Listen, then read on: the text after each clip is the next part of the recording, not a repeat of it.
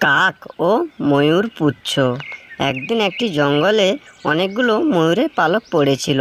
তখন সেখানে একটি দাঁড় কাক এসে হাজির হয়। এখন দাঁড় কাক ভাবতে লাগলো, ইস, এত সুন্দর পালকগুলো যদি আমার হতো। ভাবতে ভাবতে ওই দাঁড় কাকটি নিজের পালকের মধ্যে ময়ূরের পালকগুলো লাগিয়ে নিল। তারপর দাঁড় কাকটি উড়ে উড়ে তার অন্য দাঁড় কাক বন্ধুদের কাছে গিয়ে হাজির হয়। সেখানে গিয়ে দাঁড় কাকটি বলে, তোরা না খুব বাজে দেখতে এবং খুব বিশ্রী, তোদের কাছে আর আমি থাকবো না।